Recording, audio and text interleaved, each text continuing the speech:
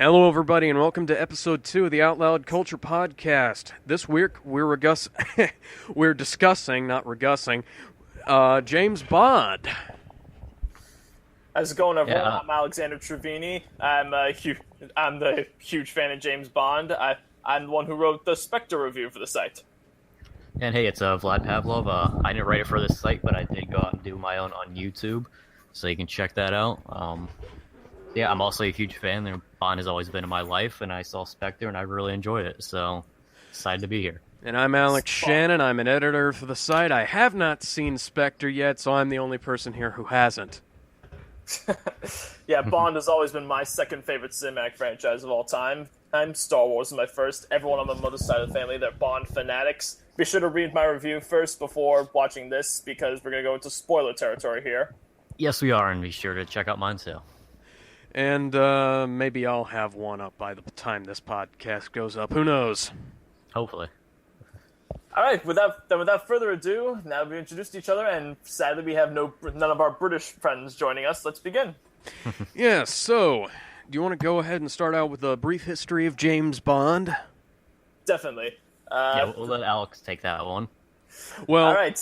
I was just going to ask you, right there, Alexander, did you know that there was actually a TV adaptation of Casino Royale? Oh yes, there was that TV movie back in 1952, I believe. Yeah. And then there was the spoof movie that came out before. I think there's been, 4 different Casino Royales now? There's two that I'm aware of. There's the 3. Daniel Craig one, the TV And movie. then, yeah, there was the Daniel Craig one, there was the spoof movie, the TV series, and I feel like there was one more. Well, the book one, obviously, but Well, yeah. That came out before the TV movie. That was Ian Fleming's first Yeah. Bond, and Ian Fleming himself was a former British Secret Service agent. And it's actually supposed to be based off of Christopher Lee, who was also a Nazi hunter. Oh yes, he actually Ian Fleming himself is said to have said to Christopher Lee right to him that he should play James Bond. which Right. is funny because he went on to play Scaramanga. Oh yes, and Christopher Lee would have been a great Bond, I believe, but he and Roger Moore were the best things about The Man with the Golden Gun. They made it tolerable. Oh, yeah, definitely. But we'll get to that in a bit. Sean Connery's the best. Hands up. We'll Who get to here? that later, too. Hands up. Who here has read the original novels? Any? I I've read have a not few of actually read it. I've read about 3 or 4 of them, I believe. I don't remember which ones. Yeah. There were some years back. I read Casino Royale. That's pretty much it. It bored. Go ahead. Good place to start. Like, I'm aware that Daniel Craig's are more accurate to the books in terms of tone and being dark and more serious, but here's the thing. I've never been able to take Ian Fleming's novels that seriously because the way they're written, I remember they always felt kind of ridiculous to me. I just kind of laughed as I read the books because that's why I prefer the more classic Bonds over the darker ones. Don't get me wrong. I like dark material and I like what Craig, and I do enjoy Craig's movies, what he does with them, but I prefer the more lighthearted, silly, knowing it can have fun with itself style that Connery and Moore and the like brought up. Because it always felt like that was the route that Bond should have gone. Well, considering the fact that I thought Casino Royale was way too procedural and way too it bored me to tears when I was reading that. I wrote a little review of that, and I was just it was a real struggle to try and come up with words to describe it other than boring me to tears. Because I can see why yeah. a lot of Fleming's early novels would bore anyone. So actually, I don't think it was Royale I read. It was a different one, but I can see why people would be bored or just want to not pick up Bond after that. Mm-hmm. But anyways, Craig, Casino Royale is still Craig's best movie. Spectre was a disappointment. I actually love Spectre. I think his best was Skyfall, though, with Casino Royale a close second. Hey, I enjoy Skyfall, but the thing about it, I don't like it as much as everyone else seems to. It's a bit overrated because it's an excellently made movie. Sam Mendes is great at what he does. There's no denying it. Oh, and But so is Martin Campbell for Casino Royale, and what was the other one? GoldenEye. Mark Hamill was in Kingsman. No, I meant Martin Campbell. Martin Campbell, yeah. Anyways, Like, I like Skyfall. It's an excellently made, but it's kind of overrated. Not the best Bond ever because it doesn't seem willing to fully explore the full potential of its ideas at times. But Spectre made me find new appreciation because, well, as you might have read in my review, not only does Spectre not fully explore its ideas, it just seems to find a whole crop of new ones by simply ignoring and dropping something that would have been totally interesting. Well, I'm just going to bring something up here. I thought bringing back Spectre was a terrible idea. I thought it was a good callback to the originals. I think we've been missing that with Craig, and I think Spectre really brought everything back together with making him both his serious side and going back to the originals like the old Connery and the Moore movies. I like how it tried to combine both in a way that I do admire the effort, but the way it was execution is always key here, and I do enjoy seeing Spectre again. They're my favorite Bond villains, but naming your movie Spectre is a terrible idea because it gives everything away. It makes everything too obvious. I mean, Yeah, it did. Really did. Who was seriously surprised when it turned out that Andrew Scott's character was actually the bad guy? Oh, well, yeah, we all knew Was that. he supposed to be We saw that coming. Blofeld? I mean, he didn't even try. He was didn't even supposed to try. be the MI6 and MI5 combined forces, and they were trying to end the 00 program. Yeah, he didn't even try to hide was- that he was a bad guy. Yeah, Throughout he was- his entire performance, I'm just thinking to myself in the theater, geez, could this guy try any harder to say, hey, I'm the bad guy, audience? Well, it's like Well, having... Andrew's- oh, I was just about to Go ahead. say, it's like casting Kevin Spacey in your movie, unless you're Yeah. going for something like a very specific kind of twist where you cast, where, Steven Or Alan Seagal is the Rickman. villain and Kevin Spacey is the hero. Oh, if you're Yeah. going to subvert type, then it's extremely obvious as who's going to be the villain in that. oh yeah, because it's Andrew Scott. He plays one of the best, if not the best, TV villain of all time. So Which we one kind is of that? make Moriarty for Sherlock. Oh, Yeah. Oh, Max- that was the Oh. guy? Yeah, Andrew's... that's why. Okay, yeah, yeah, that's... Yeah, Also, that's the Andrew thing- Scott. He plays and- Moriarty. Yeah, the he's thing about he's Kevin villain Spacey- material. So. the thing about Kevin Spacey, people like him and Alan Rickman, I mean, come on, they're Kevin Spacey and Alan Rickman. Of course they're going to be the bad guys. They'd both be great Bond villains, though. They would both be great as Bond villains. Oh yeah, definitely. Yeah. I'd love to see Spacey and Rickman as Bond villains. It's,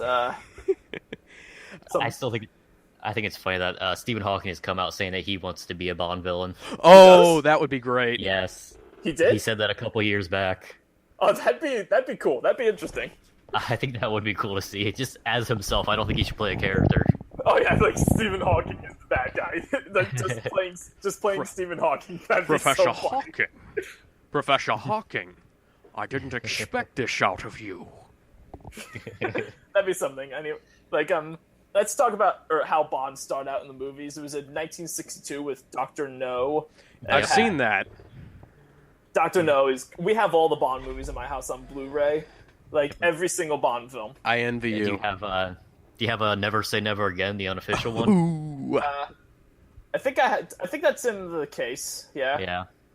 Anyways, like it started out going for a lighthearted tone, kind of being silly and ridiculous at once. It got mixed reviews at the time of release, but in retrospect, people have given it such great praise, and that's the case with a lot of Connery's films. His third to last one was You Only Live Twice. That's my favorite Bond movie. That's a really good one, yeah. Yeah, and I love Donald Pleasance as Blofeld. He was great. Yeah, I think I've No, seen that Blofeld is one. the absolute villain.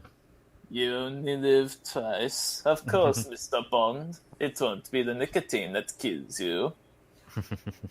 And the next one, On Her Majesty's Secret Service, that's my second favorite. Look, say what you want about Lazenby. I'm not going to defend him as something great, but he's not as bad as everyone makes him out to be. He's good He's in the the role. forgotten Yeah. one. I feel bad for him. I've Yeah, actually... same here. He's good in the role. He's good in the role. He's good with what he's got to work with. Okay, and I Yeah. loved him and Diana Rigg in the movie On Her Majesty's Secret Service. Can I And say... I noticed in Spectre actually they ripped off a lot of On Her Majesty's Secret Service because remember the snow resort in Spectre?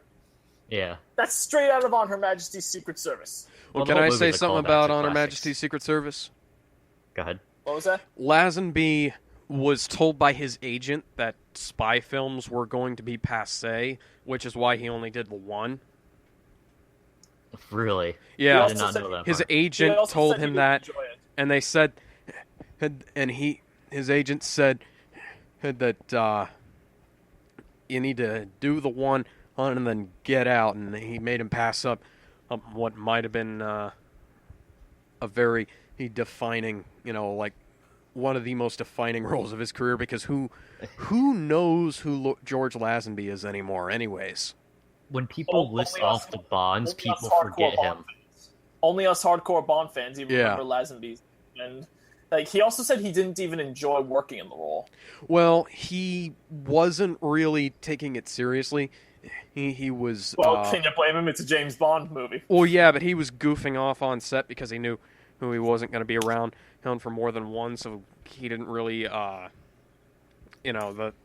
rest of the crew was kind of like just do your job, George. When we And- put it like that, I can't blame them for wanting him away. On the The next film, Lazenby's polarizing performance made them bring Connery back for Diamonds Are Forever. That was enjoyable. I liked that one. Oh God, you like Diamonds Are Forever? It's With the- enjoyable. It's nothing special, but the- it's a nice enjoyable popcorn movie. Okay. It has one of the most notable Bond themes, I think. Goldfinger is the best Bond theme. Like aside from the theme at Doctor No at the beginning of Doctor No, Goldfinger is the best Bond song. I ever. don't count Doctor No because Doctor No is cheating. That's No. That's the traditional Bond theme. Yeah, I don't count it either. No, I you talk see- about like lyrical stuff. Goldfinger, Thunderball, and Live and Let Die. Those are my favorite themes. You have My to have favorite- Skyfall in there. Adele did I'd, that beautifully. you know what I'd say my favorite themes are? GoldenEye, either the one from the original or the remake. The you know my name, Yeah, you have to have You and- Know My Name. The Living Daylights. Hmm. And there's some odd ones in there. Like we have, of course, Madonna's Tomorrow or God, Die not Another that. Day. Not that nonsense. Like I listened to 10 seconds of it, and my eardrums are already being murdered by it. Like, How can it that's really? Doesn't fit. It's like Duran Duran did. I guess the die another day. Who said Madonna is good with James Bond? I hope whoever said that got fired from Eon Productions. Could it really be worse than Lulu's song for Golden Gun? Oh God. That's because very they- forgettable. I I think don't even they- remember that one. I think they said they had Marilyn Manson to do a song for it. Oh, thank And, God he I didn't prefer get to that. do it. I would actually prefer that. Thank God he didn't get to do anything. It was I don't know why I defend writings on the wall. it was I will either not Ma- defend Randy. it was either Marilyn Manson or Paul McCartney. I think they actually tapped both of them for it, and Yeah, then Paul McCartney. Yeah, Paul McCartney did. Live and Yeah, Die. Live and Let Die. live in And that. it was about Die, writings yeah. on the wall. Like I know a lot of people hate it, and it's nothing special. But it's not bad. It's not exactly that good, but it's not bad. I didn't think it. soon as- Actually, On. I thought it wasn't I thought it powerful. fit with the movie. I thought it fit with the movie well, considering I may not like the Spectre movie, but the theme fits perfectly with it, considering what the tone and the plot of the movie are going to. The movie. So I thought it fit well. And come on, it's better than Live and Let. It's better than like not Live and Let Die. I meant Die Another Day. Die Another Day. Die There you Another go. Too Day, many yeah. dice. Yeah, I'm sorry. It's just, like I'm juggling all these songs around in my head. So Yeah. As soon as I heard that Sam Smith was doing the theme song, I was like, "Well, that's no way to follow up on Skyfall." I was very excited. Sam Smith has a very good voice, and I just think he didn't use it right. He wasn't powerful enough. He went too high. He should have gone lower. He should have added more power to his voice. that's He the said- problem with Sam Smith is that he kind of just sort of doesn't do his best work all the time, you know? well, Yeah. he said he wrote the song in like 20 minutes. So. Yeah, and he brags about Explains that, it. and you can tell when it comes through in the music. It's very generic. It's Yeah, very. yeah, it is kind of generic at times, but it is still enjoyable for what it is. The best part is the orchestra in the background. The orchestra Oh, in the the background. orchestra- It's the orchestra's the best. beautiful. The When it orchestra's comes the in best and the about film, any it's song. so beautiful. The orchestra is always the best thing about every song ever. Yeah, they should have gotten Chris Cornell back. I say. I'd like to see what John Williams or Hans Zimmer could do with a Bond theme. That's just not even fair. Yeah. Because well, they're the best. They're the best. John Williams. is That's special. why it's not fair. Come What on, about- Wouldn't you want to hear it? Though? Wouldn't you want to hear it? Yes, of course. We've gotten way Okay, off so- track from history of Bond here. So Okay. Well, we talk about history of Bond themes. I mean, that's okay, kind Yeah. back to the movies. Back to the movies. Back to the Like, movies, yeah. They still remain lighthearted for Roger Moore. His first one was Live and Let Die. and then his second one was Golden Gun, which was that Which was very forgettable. was like the third. That was the third classic Bond movie I'd ever seen, and the others I'd seen were all other Roger Moore movies, and I can't even remember what they were now. But you know, that is not the way you should start getting into classic Bond. You should Oh, no, it's not. not That's like watch sort of Golden Moonraker Gun. or something. Start with Sean Connery, then go in the order the movies were released from then. Right. Start with Sean Connery. Anyways, the only reason to see Golden Gun is to watch Christopher Lee and Roger Moore's performances. They make it Yeah. tolerable. Anything with Christopher Lee is amazing. So, You know- he's one of the greatest. Rest in peace to him. He was such a great actor. The weird thing about Golden Gun this is one thing that stuck out to me is that the sets seem so cheap. Even like going back and watching some of the older Bond movies, the sets look a lot better in those than they do in Golden Gun. Throughout most of the time I was watching Golden Gun, I just thought to myself, "What is this, James Bond, the Looney Tunes edition?" Like, because remember the part when he's chasing Scaramanga in the car with the Louisiana cop guy, and there's Yeah, the part, I remember there's that. the part where the car's going over the bridge and it just spins over perfectly fine back on there. I'm like, what is this? James Bond directed by Hanna-Barbera? And the slide whistle effect they. Oh, Did that's you know what that you were doing. yeah, Now I remember. Did you know that they actually had, I think they patented that stunt back when they were filming Dr. No. Really? Yeah. Wow. But speaking of Dr. No, do you know why they chose that to be the first Bond movie? Because the PPK? Oh no, they analyzed all of the novels that had been published up till then to figure out which one would be cheapest to make into a movie. Oh my god, really? Well, it paid off. It's lasted for over 50 years. Anyways, about the PKK, that was not always Bond's signature weapon. Yeah, His I remember signature that. weapon it was first an Italian Beretta. It was first an Italian 1951 an Italian Beretta pistol. Yeah, I remember Because that. It's a small pistol. Ian Fleming himself carried it during his time in World War II, and he thought it was a good weapon to use. It makes sense Yeah. for a spy. It's quick, it's versatile, you don't need big bang. A Bond fan from America actually wrote a letter to Ian Fleming saying he should give Bond a revolver because it'd be more accurate and it's not likely to get stuck in the holster. Ian Fleming responded saying that he goes for whichever gun is best for Bond, quote, "That's where my bloody interest ends," end quote. I don't remember his name. He recommended replacing the Beretta with the Walther PPK, a German-made like snub-nosed pistol in a way. It was made during World War II. The Germans did not accept it into service due to concerns over its accuracy, instead taking the Walther P98 as a replacement for the Luger. So Ian Fleming wrote a novel specifically just to replace the Beretta pistol. I So remember that. Bond has the Beretta stuck in his holster, and the next novel, Dr. No, that's when M orders him to replace the Beretta with the Walther. Which is why It's they not- have that scene in the movie.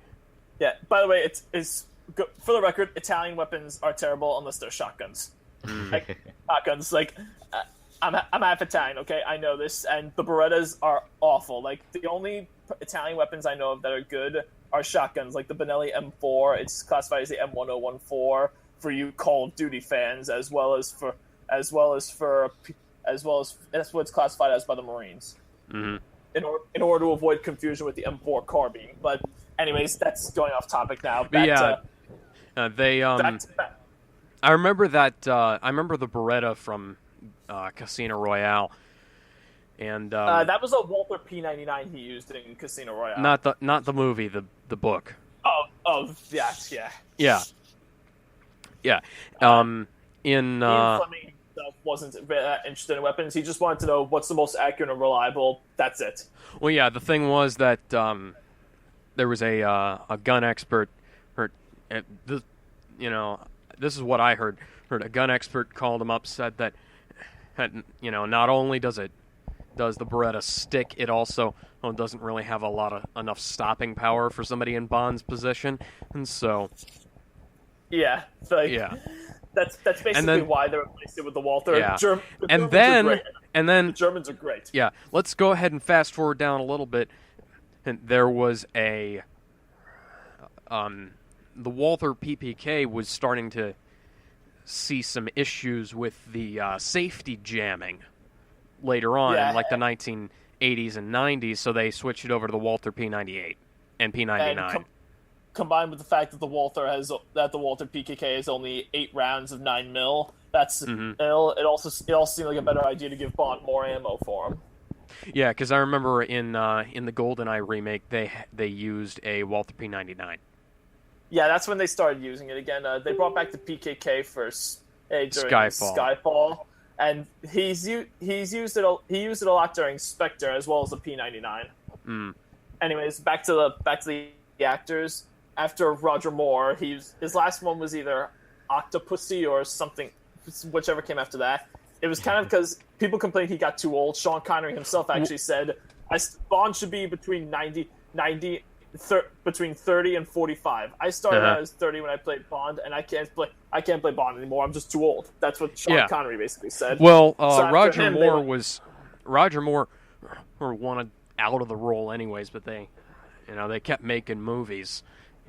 And then then along came Timothy Dalton, Timothy Dalton was the first real dark take on Bond. The first dark Bond. He was a Shakespearean stage actor. He only had about 2 movies going with a darker Bond. A lot of people didn't really like it at the time, but now that Craig's become popular and people started looking back at it and saying, "Man, this guy was actually good." Roger Moore. Roger Moore back now. Roger Moore himself has actually said that Timothy Dalton is the best Bond because of his Shakespearean stage background, saying, quote, the movies did not deserve him, end quote. Do you know why Timothy Dalton was chosen to play Bond at that time? Shoot. The role was originally offered to Pierce Brosnan at the time. Oh, yeah, and that's right. Yeah. Pierce Brosnan had a contract obligation. At the party, he was told he couldn't do it because he was caught up on his other contract. Yeah, Pierce Brosnan was on the show. He was filming the show Remington Steele at the time. Oh, yeah. Recently, he actually said he doesn't watch any more of his Bond. He recently said he doesn't watch any of his Bond movies. It's the same reason a lot of actors don't watch their movies, because they're thinking to themselves, "Ugh, why'd I do it that way? I screwed up there."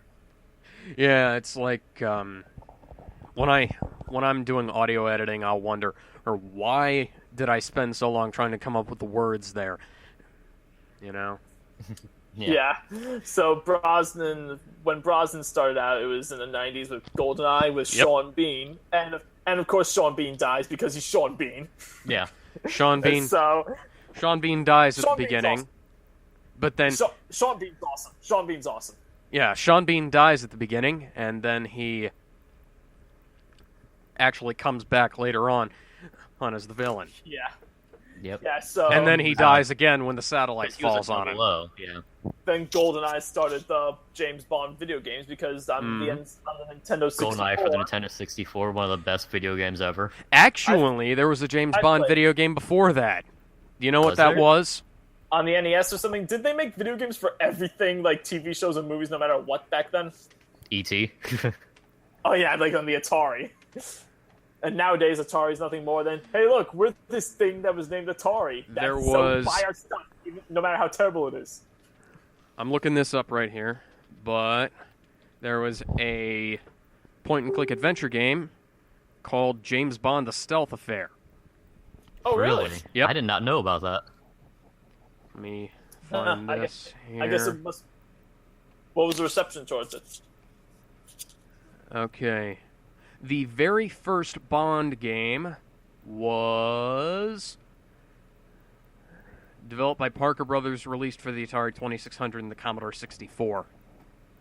Oh wow, that just shows how far back it is. Yeah, it Wow. was James Bond 007. Then there was, it was part text adventure, part side-scrolling action game. Let's see here. Yeah, James Bond: The Stealth Affair was released in 1990. It was also known as Operation Stealth. Okay, I guess that makes sense. yeah. Operation Stealth was not a James Bond game. It was known as James Bond: The Stealth Affair in the U.S. Everywhere else, it was called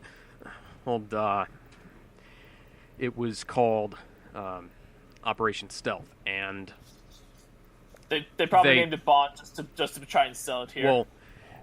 you know, they, you know what the protagonist's name was outside of the U.S.? What? John Glames. Oh wow. And he was quite obviously modeled off of Sean Connery. Well, so much for trying to not be Bond in that case. Yeah. All they did was, change CIA to MI5 to MI6, and the British flag, American flag to British flag, and whatnot. Strange, a little bit odd that it was British in America and American and everywhere else. That's funny actually if you think about it. So, anyways, GoldenEye comes around. It popularizes Bond to a new generation on Yep. the N64 and other systems. It soon leads to games coming out. Like the most previous one, I think, was on the 360, Wii, and PS3. There's no plans right now for a new game, as far as I'm concerned. 007 Legends was the Yeah, last that came out a James couple Bond years game. back. That was what 2012, PS3, I yeah, it think? was 2012. It was tie-in to Skyfall. Yeah. It was Pretty negative reception last I checked. well, yeah, which is strange considering how Positive the other Bond. yeah, wait, who made especially this one? considering Activision. Who made this one? Oh, okay, I see. Activision, just like they made GoldenEye, the new GoldenEye. Yeah, the remake of GoldenEye with Craig, not Brosnan. Yeah, I don't think Brosnan actually voiced it. He actually played it one time with Jimmy Fallon on his show. yeah, he didn't Jimmy- do the voice of Bond in 007 Legends, but he did do it in GoldenEye. Yeah, And I but- remember seeing he did it once more after Die Another Day. It was Okay. his last role as Bond. Brosnan- So yeah. after GoldenEye has Brosnan probably did- the only positive reception that Brosnan has ever gotten. Brosnan did up to Everything or Nothing. Did the games There we up go. till Everything or Nothing, and then Yeah. they did GoldenEye Rogue Agent, which was not a Bond game. It had what's her name, him who played M in it. Oh, I can't remember her name. Judi Judi Dench. Dench. It Judi had Dench. Judi Dench in it, but it was not a Bond game in any, except in a stretching the Just a GoldenEye recognition Bond out. and name Yeah. only. Then you had the So last. basically, Yeah. They could have called it like James Ford, and it would have been the same thing. Yes. But it was just Okay. called 007 GoldenEye Rogue Agent, and you play as somebody who's not James Bond. Then the final EA game was From Russia with Love, which I actually own. It's awesome. Then you had Oh yeah, Quantum- they have the jetpack from Thunderball in there, right? Yep. Then you got Quantum of Solace, which was the first Daniel Craig one. The They had PS a mixed reception in addition Yeah, to the movie. the PS2 version was said to be the best. I disagree. I think that sucks. I have not Which played. version do you have? That was the PS2 version. You've third- played the PS2 version? The third-person shooter one. Okay, what are the other versions were there? Like, did you Every play other- the game- Every other system, the Xbox 360, PS3, and whatever else it was on was a first-person shooter. Okay. I Mm-hmm. think Bond's fine either way as a first person or third person. Probably better as third person because it's better interacting with people and things like that, which Mm-hmm. is what Bond does. But it is what it is. So Yeah. the last Brosnan movie that came around, Die Another Day, with Halle Berry as an NSA agent. It And came out. don't forget Rosamund Pike, who that was like Oh, her yeah. first role. Oh yeah, and like Oh, yeah. it was the third. It was the last Brosnan movie because it came out a year after 9/11, so Mm-hmm. people had like a negative reception to it, partially because like it seemed insensitive to be making it silly and ridiculous at a time after, well, an actual terrorist attack. So And that movie yeah. was over the top, silly, and ridiculous. I did a Yeah. I did a complete podcast a couple of years back, I think it is now, about the effect that 9/11 had on the media, and one of the effects was that Spider-Man had a few scenes cut from it. Yeah, 'cause Oh there yeah, was- like the original trailer, he was stopping criminals and he webbed them between the World Trade Center, and I think that's how they plan to. I think that's how they plan to reveal Spider-Man, because in Yep. a poster, it even had the World Trade Center reflecting in his eyes, and you'll notice that Raimi's trilogy that the American flag is in quite a few scenes. yeah, almost every scene. I mean, I kind of like it. I'm kind of like it because I love my country and all, but it is kind of ridiculous. It got to Michael Bay levels there. It's not Michael Bay levels, all right. Michael Anyways. Bay Michael Bay's a whore for things like the American flag and explosion, all right. So anyways, we've gotten massively off topic here. Here, let's This happens. shift back to After- Bond. So yeah, After- anyway, After Die Another Day, the negative reception, then Jason Bourne comes around, and people Which people were Jason saying, Bourne "Oh, was directly inspired by the James Bond, anyways. So Well, yeah, and anyways, Bourne comes around, Matt Damon kicking ass and taking names. So people were saying, "Oh, James Bond is obsolete. Jason Bourne's where it's at now." So then they decided to cast Daniel Craig and take a darker route with Bond.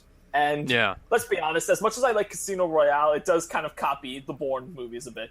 oh, it does. well, definitely. you know, the Bourne movies ripped off the Man with the Golden Gun book I'm just talking about wholeheartedly. the action Well, so- sequences and the shots and all the choreography rip Oh, yeah, off the Bourne a beginning- lot. The Oh beginning yeah, of Casino Royale, where they have the flashback within the flashback of Bond fighting that guy in the bathroom, that's directly a scene from one of the Bourne movies. I can't Yeah, recall which that scene in one. the bathroom. Yeah, I don't recall which one. It was either the first or the second one, but it was definitely direct. It's definitely a direct copy of Bourne right there. well, you know, once you get to a certain Still, point, you can't really call it a copy, more like an inspiration, because, like I said, Well, yeah. the Bourne movies take their entire premise from the Man with the Golden Gun novel. Well, there are the Bourne novels as well. yeah. Oh yeah, but you know, well, the Bourne novels are, you know, pretty obviously Bond Well, inspired. Everything takes inspiration from Bond these days. Yeah, anything spy. Yeah. Yeah. I mean, they have to because it's James Bond. It's so old. Yeah, that it's been around forever and it's inspiring everything. Yeah, it's been around for 50 years. So, anyways, like that happens. Casino Royale, it amazes everyone. And might add that when Daniel Craig was cast, it caused a lot of upstairs because we had our Oh, first yeah. blonde-haired, blue-eyed Bond. Yeah. Yeah, like, and he's like short apparently compared to the taller Bonds. Yeah, he's 5'11". He's What- pretty tall in real life, but he's the shortest is, actor yeah. to play Bond. Yeah. I'm 5'11" myself. So when that happens, actually a magazine said, "My name is Bland, James Bland." Oh. I admit that that is funny. You gotta admit that is funny. That It is is. funny. But speaking of bland, did you see the James Bond reference in the Epic movie? I Where wanna James- watch that once. I haven't seen that. Yeah, good for you. Who James Bond is just sort of there. He looks, you know, they modeled him after Pierce Brosnan's Bond, and He's he looked just at before. he just pulls out his gun, and then he's never mentioned again. He just does the whole like camera trick thing where he shoots Yeah. the hole in the camera and then the blood comes down. They don't And even speaking do of- that. They just he just points his gun at the camera, and then they pan away. And speaking of the gun That's barrel it. scene, Casino Royale was the first one not to include that at the top of the movie. They could Casino just Royale didn't do it till after the first scene. yeah. I mean, And they then could've after just- that, we didn't get it back until Spectre. Yeah, I know. Like that annoys me. It's part of Well- classic Bond. Well, here's the thing. I don't think they should do that at the beginning. They should save that for like a. They should do it It like makes- Casino Royale did and save it for the Casino Royale made sense because he didn't Yeah. have his first kill yet. It didn't make sense for him Oh, to yeah, be firing his gun oh, with yeah. the blood trickling down until after Yeah, his he- first kill. It made sense. He was But just then in starting Quantum out. of Solace and Skyfall, we didn't have that. And finally in Spectre, it opens up with that. And that sent shivers down my spine to see that Skyfall had it again. at the end. I'm like, I'm like, Spectre. Oh, finally, it has the classic shooting. Did you guys watch all of the credits of Skyfall? No. Skyfall. I don't remember. I went to watch Skyfall in the theater, and if you watch the credits all the way through, they have it at the end. It should be at the top of the movie, though. It should be should be like, right around the title sequence. Oh yeah. Well, that's the thing is that that's where they belong. it breaks. No, it really shouldn't be in there. If it has to be in there at all, it should either be at the end or in like a critical whole moment of the movie where he pulls off some impossible. Yeah, pulls off some impossible. Yeah, right before the credits scene, and so that because otherwise it just sort of breaks with. Yeah, that's why Mark otherwise Campbell it's just says that extraneous. he didn't put it at the beginning of Casino Royale. He says it broke the continuity, so that's why he waited to do it until after in Casino Royale. Yeah, he directed GoldenEye as well, so. Yeah, he did. He started the careers of both Brosnan and Craig. And let's talk about which actor is our favorite.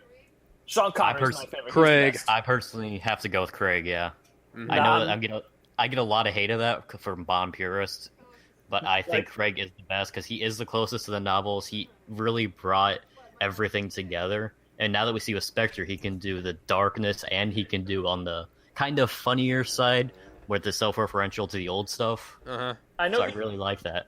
I do appreciate that they try and do that, but Craig is at times just wooden for me. And he's not a bad actor, but he doesn't seem like he's really into the role at times. And But he's also the most human out of all of them. Yeah, well, because yeah, you know. I do like that. But the thing about Bond for me is he's always the guy who's the womanizing assassin. Really, he's a guy who's good at his job, gets everything done, and he has fun while he's doing it. That's And the thing Daniel is that Craig he saw didn't that's have. not how a real person would act in that situation. and that's the thing is that I even get in the that, but novels do that you really expect Bond to be realistic? Do you really expect Bond to be realistic, though?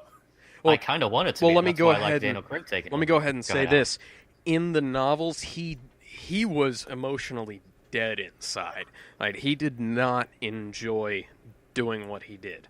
So, the whole wisecracking action hero kind of thing that was entirely a product of the movies. I'm aware of that, but the fact it goes back to what I felt when I read Ian Fleming's novels. I'm just thinking these are too ridiculous to take seriously the way he writes them. So I figured. So when I saw Eon's movie, So instead, they went over the top and they went completely. So insane. when I first saw Dr. No and Eon Productions movies with Sean Connery, I'm thinking, yeah, this is exactly how Bond should be written. This is exactly how it should be.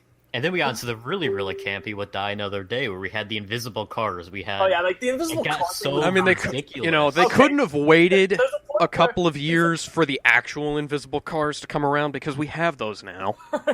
Like there's a point where suspension of disbelief gets thrown away because invisible And cars. it really invisible did. cars, It even in real life, what is the purpose of an invisible car? Like, does it save you a parking ticket or something? Like seriously, what is the practical purpose of an invisible And as soon as car? it was shot a couple of times, it went out, so it was completely pointless in the first Yeah. place. Yeah, I mean, just like, oh, I'm gonna shoot a few times with my pistol, and it's just Like, fine. who would have man. thought Like, especially this car would get shot up? Who would have figured that? I mean, just throw a paper clip against it and it's visible again. Like that's the impression I get. Well, a speck of dust then, and well, if it's that, It was touching ice, so give it the benefit of the doubt there. it was the invisible car running on ice. Yeah, how is it not slipping all over the place and crashing or something? I mean, at the very least, Rescue Heroes explained why their vehicles didn't slip around on ice because they had the freaking spikes coming out of the tires. Well, yeah, When Rescue Heroes is more believable than James I Bond, was about to say, I like how we're comparing how is- Bond yeah, how to is Rescue that? Like- Heroes there. how is like this? How do you make That's like the Rescue furthest Heroes? I've ever heard of a comparison. I have never heard anyone bring up Rescue Heroes for James Bond before. I know. You impressed me. You impressed me, Al. Like that was good. That was. thank you. Okay, so yeah, the thing about the gadgets, like who here also loves Q? Oh yeah, of course, Q Yeah. is amazing, but I like the way they're taking him with the new actor, Ben Whishaw, or however you pronounce his Yeah, name. he's Because he's more serious. He's more of a hacker. and he still makes jokes at times about the old Q. Where in this one he gives him the watch and he asks him what it does. He says it keeps time. He goes, "That's it." Yeah, And that was fun. Daniel Craig made a few references, and I think Casino Royale, directly to Brosnan's, where they ask about something about an invisible car or something about a stupid ring, like he had that could break glass. Like the original Q was I'm looking it up now. Well, you Desmond Wilkinson Llewellyn. I can't pronounce his name. Llewellyn. Llewellyn. What he said. Llewellyn. Yeah, that's the original one. And then he passed away. Back on December 19th, 1999, God rest his soul, he was great as Q. Yep, and then we had John Cleese, who was R, take over as Q. Yeah. Remember the spy who loved me when he gets the car and he goes, Q, have I ever let you down? Frequent today. Bring the car back in one piece. Have I ever let you down? I did like that, Inspector. I said bring the car back in one piece, not bring back One Piece. Yeah, that was good. That was that good. Was. I still miss Desmond Llewellyn though. He was the best for Q. Can I speaking of references made to previous Bonds, did anybody in On Her Majesty's Secret Service? My second favorite. Yeah. George Lazenby makes a reference to Sean Connery's Bond as if they're different people. Which that's been a fan theory forever, is that 007 and James Bond is the title passed on, but Skyfall we see the Bond name on the gravestone, so it's a little confusing. So, well, 007 may be the code name, and in a place like the Anglosphere, a name like James Bond could be fairly common, but. Anyways, but I've always kind of regarded each movie as their own separate continuity, depending on the actor playing them. That is, Connery's movies up from Dr. No to You Only Live Twice. They're their own universe. Lazenby is his own universe.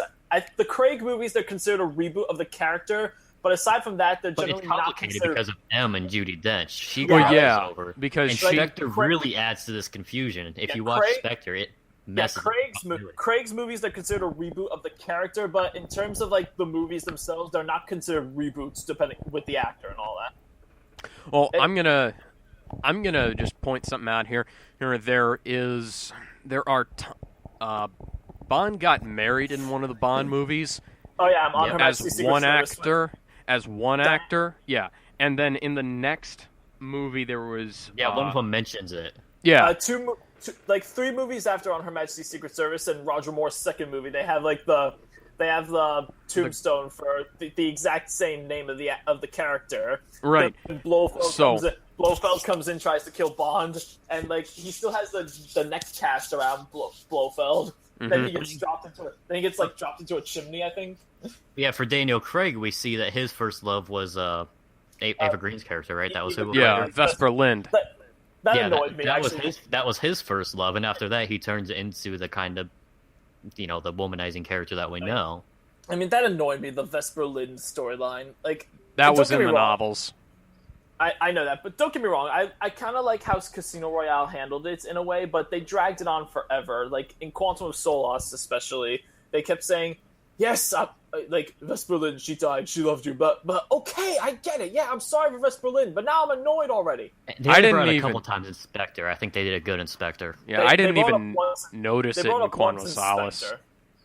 Dude, it's all over Quantum of Solace. I can't even remember that movie. It was bad. It was. That one. Spectre's worse than Quantum for me, though. Oh yeah, definitely not. Quantum is one of my most hated Bond films. Besides Moonraker. Spectre, I like Moonraker. Quantum of Solace is top of the barrel, man. Quantum of Solace is no matter if you don't like it, you gotta admit it's better than almost all of the classics. Oh no way. I kind of have to agree with that. Maybe it's because I'm more of a fan of the classic movies, but I think that's why. Yeah. Well, I started with the newer ones and then went back, and I was like, man, none of these are almost none of these are as good as the Craig trilogy. I can't remember who my first Bond was, but I know I was raised during the Brosnan area. Brosnan area. Yeah. Era. So I'm pretty sure I based mine off of him and how terrible he was toward the end with Die Another Day. I was 'Cause born in 1996, and the first Bond movie I saw was Octopussy with Roger Moore. But now that it was a couple of years back. Now that I'm when I was 12, I think I first saw it. Now that What was the one where Bond slid down the railing firing the machine gun? Oh, that was Roger Moore as well, I think. Yeah, that was a Roger Moore movie. What one was that? Maybe that was Octopussy, I think. Yeah, I saw that one. I can't remember her. I can't Anyways, remember what it was Now called. that I'm watching, now that I've been watching the movies in a row ever since Sean Connery, I just kind of agree with the more lighthearted ones because this is coming from someone whose favorite superhero is Batman. I do like the dark, serious stuff that gets thrown, but Bond has always been a better fit for the more having fun, lighthearted thing, like Kingsman. Remember Kingsman? Kingsman shows how ridiculous the old ones are, though. That was the whole point yeah. of the Kingsman. Well, yeah, but Kingsman's so much fun watching it. It's one of my because favorite it's movies this year. self-referential. It's very tongue-in-cheek, Yeah. like kind of the same way Spectre is. It's tongue-in-cheek with the old stuff. Well, Except can I Spectre's not fun. go ahead and start Spectre is fun. analyzing what's wrong with the whole Bond as a title thing, or the The 007 well, besides Skyfall taking that away. Well, 007 yeah, is obviously a code name. 007 is obviously a code name, but Right. what about Yeah, because it's the 00 program. But what Well, about James Bond as a code name? Well, there are people that like to try and connect the new continuity to the old one. One of them is one of the reasons is because Judi Dench is M, and she was M in the Brosnan era. But Yeah, the that problem, one I tend to let go Yeah. because that one I tend to let go because it does seem plausible when you have the same actor in both things that these two would be the same universe. well, yeah, but they're completely different characters. Whereas the one in the Brosnan ones hates the way they acted during the Cold War, and the one in the Craig ones wants to go back to the way they were working in the Cold War. Yeah, that one when I realized that part Yeah. after watching them, 'Cause- that's when I yeah. realized, there's no way these two are the same person. Yeah, because she Well, see- was in the Craig continuity, she was M during the Cold War, or in the Brosnan continuity, she was M in the 1990s, and that was Yeah, when she started being M.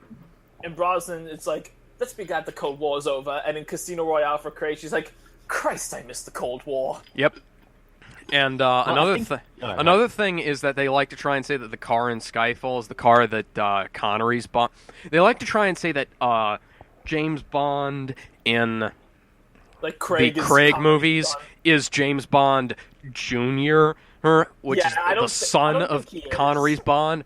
If he were- and It's they like James Bond Jr. Yeah. yeah, and Well, they if they're- point if they're going to- and they point if out they're the James Bond car. Jr., They point out the fact that he has the same car that Connery's Bond had, but the thing was they forget that he won that car in Casino Royale.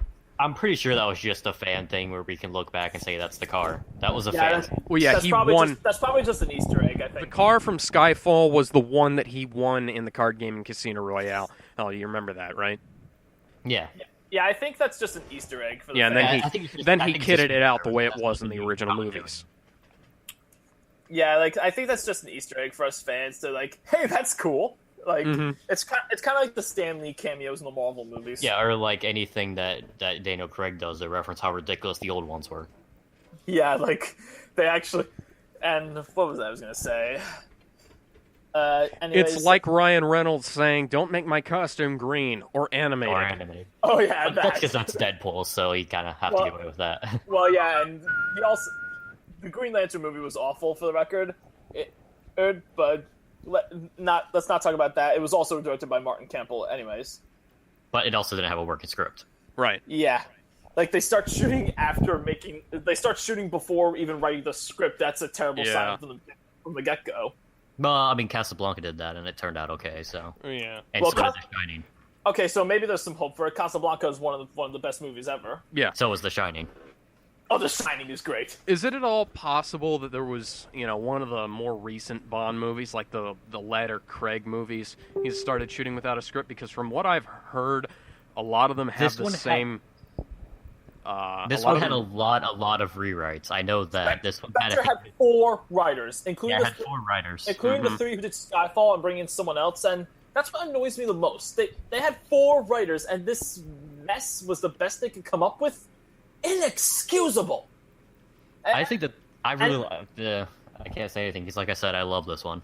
Yeah. I didn't like it. Like, there's so much potential here that's just begging, hey, make me awesome, I can be cool. And it just didn't come off that way to me because, like, I mean, you know Monica Bellucci's character, she's the wife of an assassin Bond kills in Mexico City.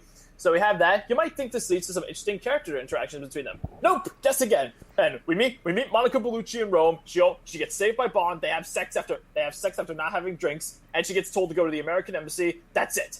Like, Yeah.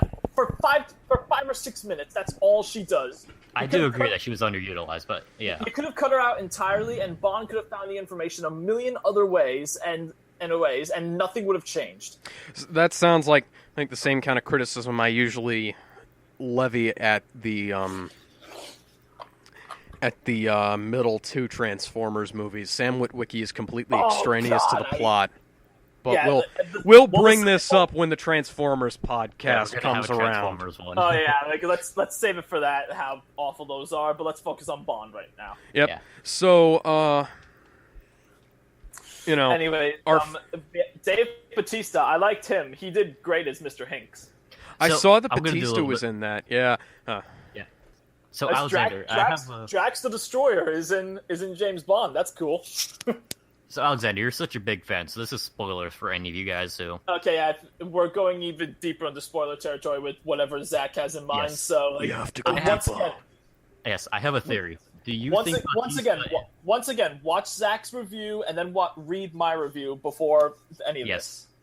So, do you think Bautista is Jaws? this. You know, I hadn't thought of that.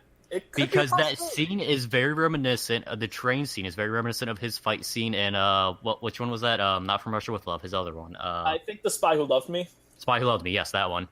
It's very reminiscent of that. And there's Also, a he has the metal nails too. That could, yes, and- that could be a reference to Jaws. The actor who played him recently died. Rest in peace to him. yes, he died a couple years ago. Yeah, that's sad. Actually, recently. Let me just look this up. I thought it was 2013. It might have been 14. Yeah. Richard Keel. Who also played the he big guy in died- Happy Gilmore. Richard Keel, September 13th, 1939 born. He died September 10th, 2014. 14. Okay. Richard But yeah. Keel, born in Detroit, Michigan, died in Fresno, California, age 74, last year, September 10th. Rest in peace to Richard Keel. You were great as Oh yeah, one of Jaws. the best Bond villains. But I noticed a little reference. I'm not sure if they did it on purpose. That might lead him to be in Jaws. Just a cute little thing they did. Is you remember the way he died, of course, where he had the rope around his neck getting dragged out of the train. I think that's Yes. something similar happened to Jaws on that water base that they had in The Spy Who Loved Me. I'm more thinking of Jaws, the Spielberg movie. Oh, really? Where, remember, the kegs go out one by one by one, and then it drags him out. And just Oh, before yeah. he goes out, he says, "Cute." Smile, you son of a bitch. Yep. And Jaws, when they shoot him with the harpoon, and he starts dragging the barrels away one by one by one, the same exact way. Yeah. I'm thinking that might reference Jaws, which is, of course, then referencing Jaws, the character. So I'm thinking we saw the birth of Jaws right there. That I could would. be, like, I'd love to see Dave Bautista try and kill Bond again. Yeah, because he was If I had to pick somebody to be Jaws, I would say Batista is definitely the one. he's great. Oh, he was perfect in this. I loved him. I Batista's know a lot of people say don't like him because he literally says one word the entire movie, but I liked his silent killer, Well, Jaws said one word for his entire time, and he was in 3 movies. which is exactly another reference to why he could be Jaws. Yeah. Like, the only thing I think Batista said was, like, right before he dies, he's like, shoot. No, he says cute. Oh, he said Q? I'm pretty sure he said cute. He might have said shoot. I don't know. Nah, I think it was shoot, because, like, he knows he's about to die or something. I thought it was cute because I thought he gave like a little kind of wink or something. Nah. Okay, so we had Batista. He was a great part of the movie, but Lea Seydoux, I hope I pronounced that correctly, and her Yeah, I'd even attempt to try that one. That's her romance with Bond. Who else did not buy for a second that these two were in love? I mean, what do? They meet each other at that totally not referencing On Her Majesty's Secret Service snow resort. or Blofeld Secret Mountain Resort. Yeah, they spend half an hour where Seydoux clearly says she hates Bond. She saves his life reluctantly. Then we almost got killed. You want to have sex? And that's Why basically what happens. That's basically what happens. And then I'm gonna have to bring up Christoph Waltz, of course, because he's the He main was villain. criminally underused. See, and I think the exact opposite of that. He along with Ralph Fiennes as M. They're the best actors in the movie. Christoph Waltz was so underused. But I think this is a classic Bond thing, like we saw it with Silver, and this is the last one, where the Bond villain is now not coming until the end, so we have this build up. We didn't even see his face until he finally says, "We've been expecting you, James," or something like that. We didn't even see his face for a long time. I understand. And I think part, that this is the build up to his character, and so we finally get to that end scene where we actually get to see him, as we know who he all is. I understand that part, but they sold him as an original character, not Blofeld, Franz Oberhaus. They sold him as an original character. Spoilers there. Just then when who didn't see him as Blofeld? Yeah, then we all knew that he was Blofeld. The name of your movie is Spectre. Number one, number two. Yeah. If you name your movie Spectre, the villain is Blofeld. Anyone with a passing knowledge of Bond will figure it out, and if you don't figure it out, welcome to your first James Bond movie. Yes. It's like trying to figure out who the Arkham Knight is. Yeah, that's exactly what happened. I'm thinking as I watch this movie, I'm like, didn't Arkham Knight end this exact same way? Exactly. For those of you who are not video game fans, like Arkham Knight that was released a few months back, the last Batman game that was released, Arkham Knight is someone from Batman's past. I won't go into detail about that because we're not going to say Batman. But like, it's obvious if you know your Batman history. If a Forbes article put it best, quote, "We all knew who the Arkham Knight was. We were just hoping desperately that it wasn't the case." That's exactly what I felt. That's exactly what I felt with Christoph Waltz. As he said, "My name is Ernesto Salvo Blofeld." I just went. There wasn't I was in the theater. I did not even hear a gasp when that came out. Everybody's just like, "Yeah, we knew that." Like you didn't have to do that real. It's like my name is Khan. We knew. I had no idea Benedict Cumberbatch was Khan. Really, everyone in the theater I was with groaned. Literally, I'm not. And joking. especially when he wakes up and he sees the cat. Like as soon as I saw the cat, I'm like, and he's wearing the same suit as Blofeld. I'll get you next time, Bond. Next time. Yeah, like the cat comes in. I'm like, holy shit, this guy is Blofeld. That's Blofeld's cat. Like we all know that's this guy's Blofeld, isn't he? And then when he says he's Blofeld, wow, I'm so utterly shocked. No one would have guessed that. I'm glad for one thing that they changed Spectre to not be an acronym, because the Spectre as an acronym is one of the most obviously evil names of all time. Yeah, and it was originally Smersh, Smersh. I don't remember what it's. It was Russian Secret Service. Yeah, I don't remember what it really stands for, but anyways, Spectre. They changed it to Spectre because it fitting with the more lighthearted tone of the earlier movies. But enough about that. Anyways, when you name your movie Spectre and you have someone like Christoph Waltz playing the main bad guy, yeah, it's obvious who he's gonna be. Yeah, and he kept coming out, and he had to keep coming out and saying, "I'm not Blofeld." Well, it was like, I didn't even really know who was in the movie, and as soon as I saw Spectre, it was like, oh, Blofeld's gonna be in this. Yeah. Yeah. I mean, come on. How could you not have Blofeld in a movie named Spectre? They should have maybe spelled Spectre differently. Or, no, that would have made it even stupider. Or maybe just, Yeah. Maybe just not call it Spectre. Yeah, not call it Spectre. Something different. That's the one thing I say is we still have, I think, 3 unused book titles. Or something like that. Because Spectre's not a book title. Well, this movie is supposed to be an original movie, but it draws heavily from a lot of the books, apparently. Well, that was like Skyfall was Man with the Golden Gun done right. Yeah. Spectre is meant to be Spectre. Like Bond, Craig says he'll come back if he gets a higher paycheck for the next movie. I pray to God he comes back. Yeah. I love him. But I'm assuming he's not going to come back, considering how much he apparently hates the role. But he keeps going back and forth. He's like, I hate this, I want to do it again. I hate this, I want to do it again. I just read an interview think about 3 weeks ago. He said he'd rather slash his own wrist. Then, like a week later, he says, "I'll do it." Yeah. So he said he'd rather slash his own wrists than not play Bond again, and was what I read. He said that he'd rather slash his own wrist than play Bond. I'm going under the assumption that he doesn't want to do Bond anymore. So, with that in mind, who would be cast as the next Bond? Do you guys Hugh Jackman. Yes, that's a Hugh Jackman. Really, I could see that. Hugh Jackman wants to play Bond. Yeah, he was supposed to play it. Like he was approached to play it once. I think either before Craig or Brosnan. I forget which. He's the same age as Daniel Craig right now, 47.